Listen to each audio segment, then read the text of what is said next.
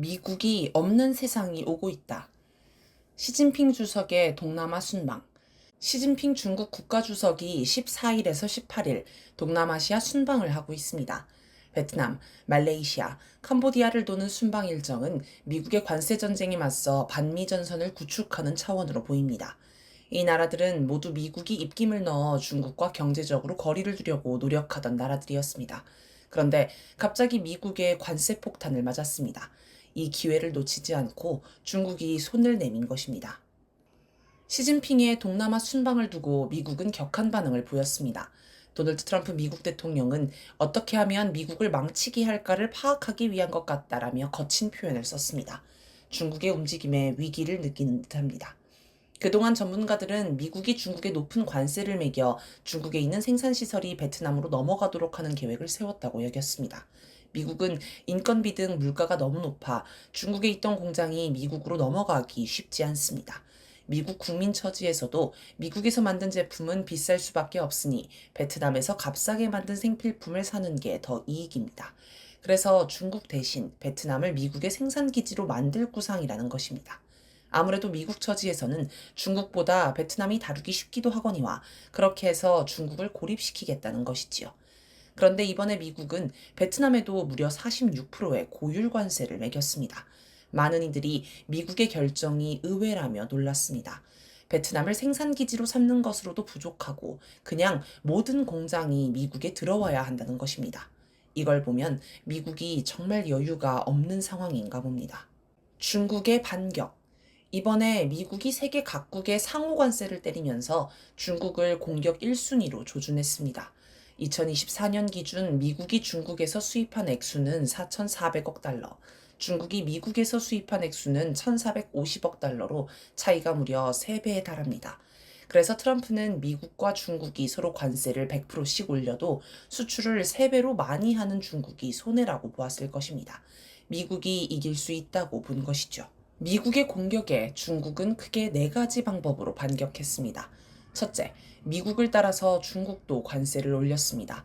미국이 중국산 제품에 붙는 관세를 올릴 때마다 중국도 비슷한 수준으로 미국산 제품에 관세를 붙였습니다. 그 결과 현재 미국은 145%, 중국은 125%의 높은 관세를 서로에게 매기고 있습니다. 아마도 미국은 관세를 계속 올리면 중국이 어느 정도 반격하다 항복할 거로 여겼을 텐데 중국은 전혀 동요하지 않았습니다. 심지어 11일 125% 관세를 발표할 때는 미국의 대중국 수출은 시장이 수용하기 어렵기 때문에 만약 미국이 중국의 수출 상품에 대해 지속해서 추가 관세를 부과하는 후속 조치를 내놓더라도 중국은 더 이상 상대하지 않을 것이라고 했습니다. 이 말은 125% 관세를 매기면 미국산 제품 가격이 너무 비싸 중국에서 팔리지 않기 때문에 더 높은 관세는 필요 없다는 뜻입니다. 그래서 미국이 대중국 관세를 올리든 말든 더 이상 신경 쓰지 않을 테니 알아서 하라는 것이죠. 이 발표를 보고 사람들은 관세 경쟁에서 중국이 이겼다고 인정했습니다. 둘째, 위안화를 평가절하했습니다. 평가절하란 정부나 중앙은행이 환율을 올려 자국 화폐 가치를 인위적으로 내리는 것을 말합니다. 환율이 오르면 중국에서 미국으로 수출하는 물품의 가격이 내려가는 효과가 있어서 미국의 관세 인상을 상쇄할 수 있습니다. 중국 인민은행은 9일 달러당 위안화 환율을 전날보다 0.04% 높은 7.2066 위안으로 고시했습니다. 흔히 달러당 7.2 위안을 중국 당국의 심리적 한계선으로 여겼기에 상당히 파격적인 조치라 할 수 있고 시장에서는 중국이 미국의 관세 공격에 맞서 환율 반격을 시작했다고 분석했습니다. 영국의 파이낸셜 타임스는 미국의 관세 공격에 환율로 대응하는 게 그 어떤 대응 방안보다 정교하고 파급력이 큰 정책 수단이라고 분석했습니다.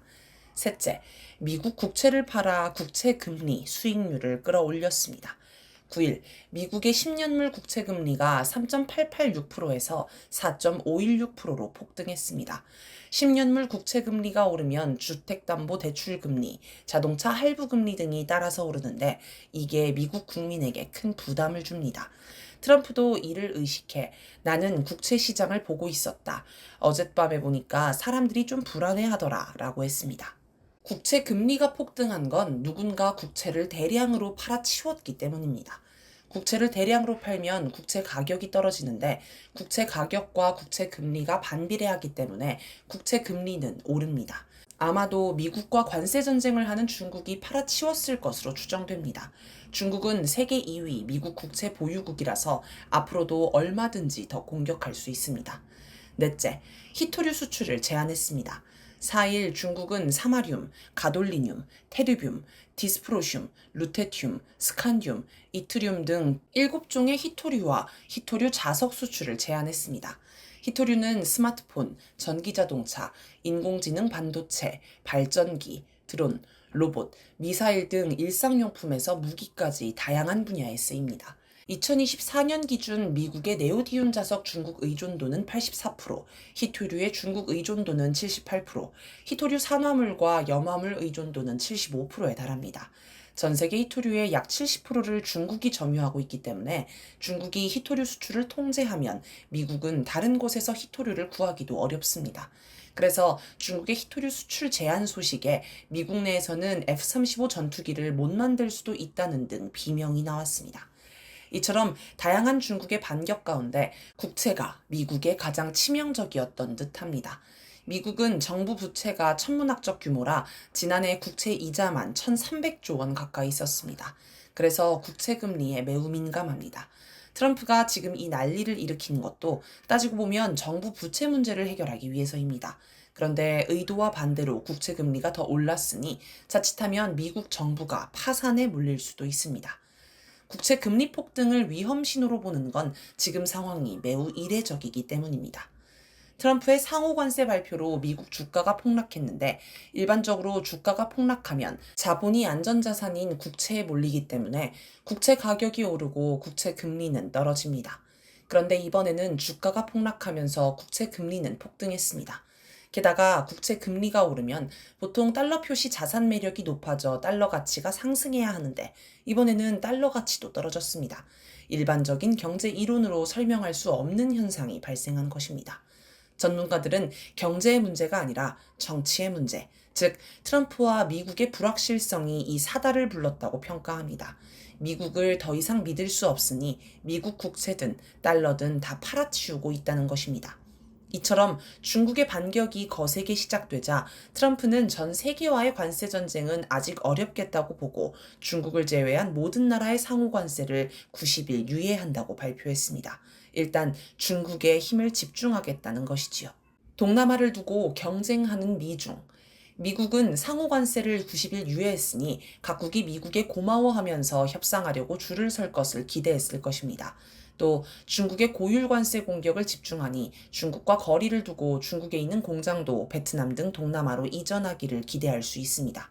이걸 중국도 알고 있기 때문에 이번에 시진핑이 동남아 순방을 하는 것으로 보입니다. 동남아 순방 국가 중 하나인 말레이시아는 아세안 의장국입니다. 중국이 아세안과 협력을 강화하려는 의도도 있어 보입니다. 아세안은 인구가 7억 명에 근접하며 세계 5위의 경제권으로 꼽힙니다. 중국과 아세안이 협력을 강화하면 미국에 상당한 타격이 됩니다. 일단 중국의 소비 시장은 매우 크기 때문에 미국을 충분히 대체할 수 있습니다. 아세안 나라들이 미국 대신 중국에 수출하면 미국의 관세 장벽을 무력화할 수 있습니다. 또 중국이 저기술, 저가 상품 생산을 아세안에 몰아주고 거기서 생산된 제품을 사줄 수도 있습니다. 중국과 아세안 사이에는 영내 포괄적 경제 동반자 협정이나 아세안 중국 자유무역 협정이 체결되어 있는데 이를 더욱 강화해 무관세 범위를 넓히면 더 큰 효과가 나올 것입니다. 이번 시진핑 순방에서 이런 경제 협력에 관한 이야기가 많이 오간 것으로 보입니다. 시진핑은 베트남을 방문한 자리에서 중국과 베트남이 육지와 바다로 연결되어 있다는 지리적 이점을 충분히 활용하여 상호 발전 전략의 연계를 강화하고 산업 협력의 잠재력을 발굴하자라고 하였습니다. 중국과 동남아는 지리적으로도 매우 가깝습니다. 이런 점에서 미국은 불리합니다. 북미 대륙의 세 나라가 미국을 중심으로 모여 미국 시장을 캐나다와 멕시코가 이용하는 협정을 맺은 것처럼 동남아도 중국을 중심으로 모일 수 있습니다. 트럼프도 이게 미국의 치명적이라는 걸 알기에 중국을 비난합니다. 그러면서도 나는 시진핑을 좋아하고 존경한다 라며 비굴한 모습을 보입니다.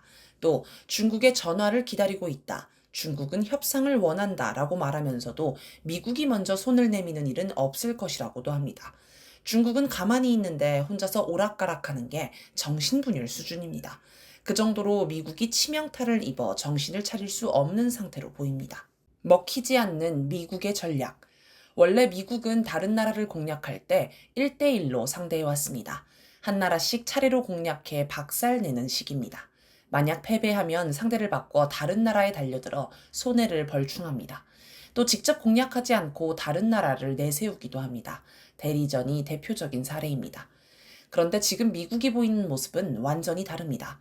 원래대로 한다면 중국 한 나라만 공략해서 승리하거나 실패하면 다른 나라로 목표를 바꿔 벌충하거나 다른 나라를 이용해 중국을 공격해야 합니다. 그런데 중국을 주되게 공격하면서 동시에 전 세계 모든 나라를 상대로 싸움을 걸었습니다. 트럼프 생각에는 중국을 세게 때리고 다른 나라들도 때리면 대다수 나라가 무서워서 자기에게 숙이고 들어와 중국이 고립될 거로 여겼을지 모르겠습니다. 하지만 현실은 반대로 나타났습니다. 중국이 승리하고 있고 나아가 중국이 반미연대를 만들고 있습니다.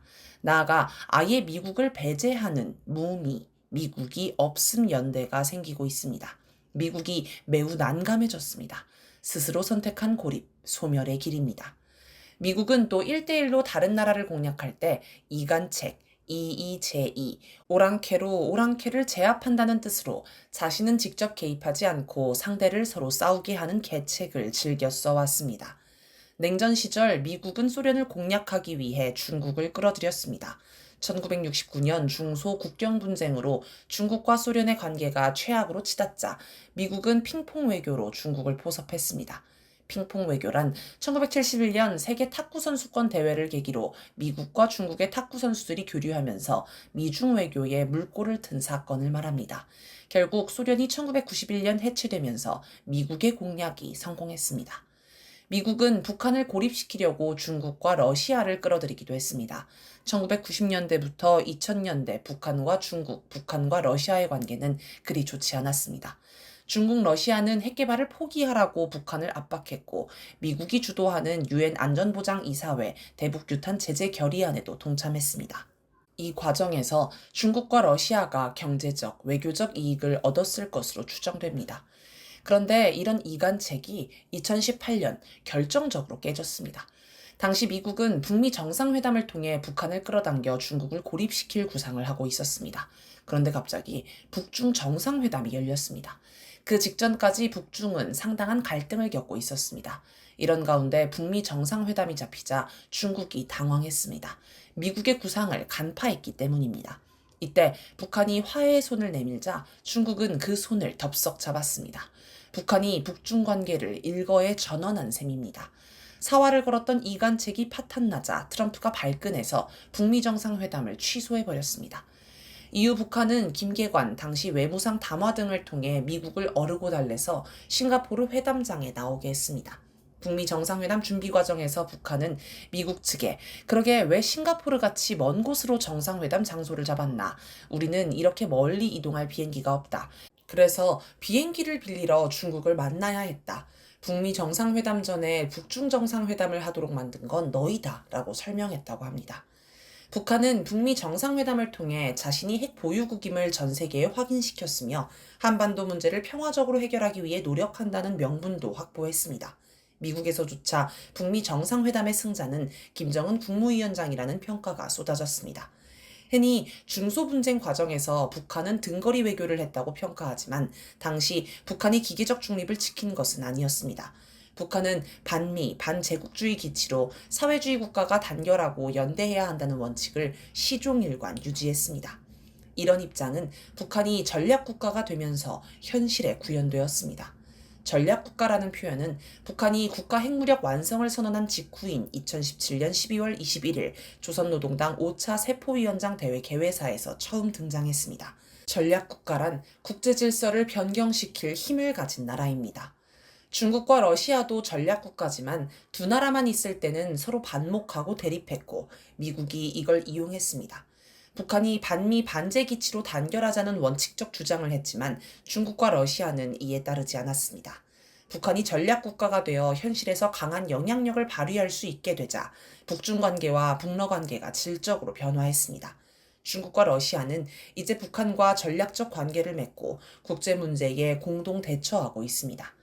이렇게 보면 북한이 전략국가가 되어 중국, 러시아를 견인한 2018년이 세계사적으로도 중대한 전환점이었다고 할 수 있습니다. 이때부터 미국이 없는 세상을 추구하는 반미, 무미 연대가 시작되었기 때문입니다. 이는 미국 중심의 일극체제를 대체하는 다극화 움직임을 뛰어넘는 것입니다. 미국이 없는 세상은 지금과는 완전히 다른 세상이 될 것입니다. 반미, 무미연대의 역사적 의의를 주목해 봐야 하겠습니다. 미국의 몰락. 다극화 체제란 전략 국가들이 각자 하나의 극을 형성한 국제 질서를 말합니다. 전략 국가에는 미국, 북한, 중국, 러시아, 유럽연합 등이 있습니다. 그런데 지금은 여기서 그치지 않고 미국이 빠진 다극화, 즉 무미 다극화로까지 나아가고 있습니다. 미국은 스스로 고립을 자초하며 멸망하고 있습니다. 미국의 몰락은 트럼프 한 명이 거덜나고 끝나지 않습니다. 미국은 오로지 돈을 위해 모여있는 머니랜드의 나라이기 때문에 더 이상 이익이 안 된다면 서로 모여있을 이유가 없습니다. 각 주가 각자의 이익을 위해 갈라설 것입니다. 예를 들어 캘리포니아주는 2024년 기준 지역 총생산액이 미국 전체의 14%에 달하며 미국, 중국, 독일, 일본에 이어 5위로 꼽힙니다. 이런 주들은 연방정부의 헛발질로 큰 손해를 보기 때문에 불만이 큽니다. 실제로 캘리포니아주는 트럼프의 관세 정책에 반대해 연방정부를 상대로 소송을 제기하겠다고 선언했습니다. 연방정부와 주정부끼리 갈등이 커지면 끝내 내전으로 이어질 수 있습니다. 내전이 벌어지면 연방군대와 주방위군, 민병대가 얽혀서 싸우게 됩니다. 연방정부가 사라지고 50개 주는 이합 집산하며 독립해 미국은 멸망하고 말 것입니다. 1991년 소련 해체로 여러 독립국가가 생긴 것과 마찬가지입니다. 한국은 다릅니다. 한국도 돈이 최고인 사회가 되었다고 개탄하는 목소리가 있기는 하지만 머니랜드는 아닙니다. 한국은 홍익인간의 이념으로 출발했고 애민 세력이 반민 세력의 철퇴를 안긴 역사가 계속되어 왔습니다. 그래서 트럼프 같은 자가 나오면 국민의 힘으로 탄핵하고 민주주의를 발전시킬 수 있습니다. 50년 가까운 냉전 시대와 30년 넘게 이어진 미국 중심의 일극 체제에서 살아오며 우리는 미국이 없는 세상을 상상할 수 없었습니다. 그런데 그런 세상이 오고 있습니다. 미국은 국제적으로 고립되고 내전이 일어나 스스로 망할 것입니다. 이제는 미국이 없는 세상을 준비해야 합니다. 역사의 거대한 전환점에 우리가 서 있습니다.